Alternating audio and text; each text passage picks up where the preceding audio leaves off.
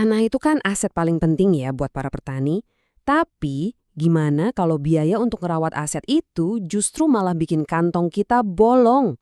Nah, hari ini kita akan bongkar tuntas sebuah cara untuk menyuburkan tanah masam dengan biaya yang jauh lebih hemat. Oke, masalah utamanya jelas, tanah yang masam, dan solusi yang paling umum, ya, dolomit. Tapi ada masalah baru nih, harga dolomit makin kesini makin mahal. Nah, seberapa parah sih sebenarnya masalah ini? Banyak loh dari kita yang kayaknya kejebak di situ-situ aja. Tanah butuh dolomit. Tapi harga dolomit tiap musim tanam kok rasanya makin menggigit ya? Ini udah bukan soal biaya lagi tapi jadi beban yang bisa mengancam keuntungan panen kita.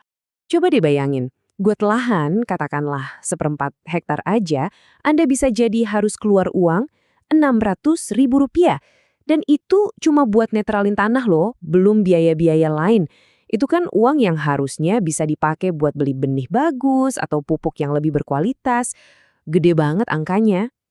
Tapi gimana kalau saya bilang solusinya ada di tempat yang sama sekali nggak kita duga? Bukan di toko pertanian, tapi di toko bangunan sebelah. Ya, bener banget. Kita lagi ngomongin kapur bangunan biasa. Iya, kapur yang itu yang buat ngecat tembok, yang sering kita sebut juga kapur tohor. Dan biayanya buat lahan yang sama cuma Rp35.000. Coba bayangin, kita ngomongin penghematan lebih dari 90%.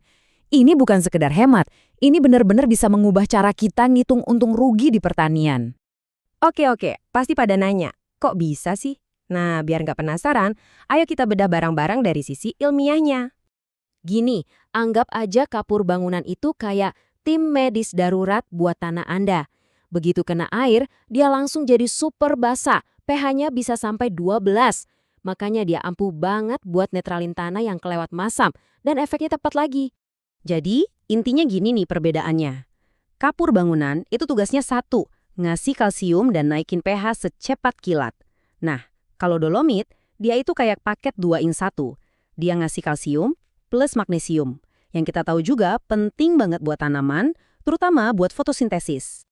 Tapi kan ini efektif beneran nggak sih? Kita butuh bukti dong ya, bukan cuma omongan. Untungnya ada jurnal ilmiah yang udah menguji keduanya. Jadi, apa kata penelitiannya? Yuk kita lihat langsung datanya. Nah, lihat deh grafik ini. Jelas banget kan? Yang kontrol itu tanah yang nggak diapa-apain. pH-nya masem banget. Terus yang dikasih kapur bangunan, langsung naik drastis, udah deket banget sama netral. Dolomit emang sih sedikit lebih tinggi. Tapi, lihat deh, bedanya tipis banget. Artinya, kapur bangunan udah sukses ngejalanin tugas utamanya dengan sangat baik. Oke, sekarang bagian yang nggak kalah keren, kapasitas tukar kation atau KTK. Gampangnya gini, KTK itu kemampuan tanah buat megang nutrisi. Coba lihat, setelah dikasih kapur atau dolomit, boom, kemampuan tanah buat nyimpen makanan buat tanaman langsung meroket. Artinya apa? Pupuk yang kita kasih nggak gampang hilang, jadi jauh lebih efisien. Jadi, kesimpulan dari lab udah jelas. Kapur bangunan itu alternatif yang benar-benar bisa diandalin. Walaupun dolomit punya keunggulan tipis karena ada magnesiumnya, pertanyaannya jadi balik lagi ke kita. Apa keunggulan tipis itu sepadan sama harganya yang bisa berkali-kali lipat? Oke, sekarang ilmunya udah dapat. Dua-duanya terbukti efektif. Saatnya kita ngomongin hal yang paling krusial buat kita semua, soal duit.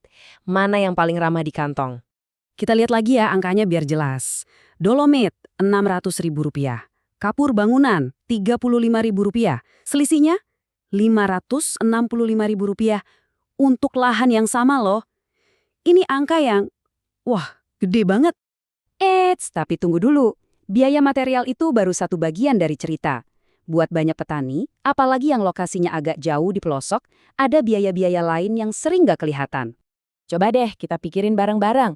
Pertama, biaya angkut dolomit yang beratnya puluhan karung itu ke lahan kita. Kedua, upah buat orang yang bantu kita ngangkut dan nyebarin itu semua. Nah, biaya-biaya tambahan inilah yang sering kita lupain, yang bikin total pengeluaran buat dolomit bisa bengkak jauh lebih gede dari harga belinya. Nah, jadi apa artinya semua ini buat Anda? Artinya, sekarang Anda punya pilihan. Pilihan yang lebih cerdas, yang bisa disesuaikan sama kondisi Anda. Jadi, milih yang mana? Gampang aja. Kalau tanah Anda memang dites dan hasilnya kurang magnesium, terus Anda bisa dapat dolomit dengan harga miring dan dekat dari lahan, ya monggo pakai aja dolomit. Tapi, kalau tujuan utamanya adalah hemat biaya sehemat-hematnya, ya udah jelas kapur bangunan juaranya. Apalagi kalau lahan Anda jauh dan biaya transport jadi masalah besar. Intinya kan bertani itu harus cerdas. Soal magnesium gimana? Tenang, kekurangan itu bisa kita tambahin nanti pas pemupukan rutin. Banyak kok pupuk yang ada kandungan Mg-nya. Tapi penghematan besar di awal itu, nah itu yang ngasih kita nafas buat modalin hal-hal lain yang nggak kalah penting. Jadi, setelah kita lihat ilmunya, lihat angkanya, pertanyaannya bukan lagi mana yang lebih bagus, tapi mana yang lebih masuk akal buat bisnis pertanian Anda. Mungkin udah saatnya kita coba cara baru, berpikir sedikit beda demi hasil panen yang lebih untung.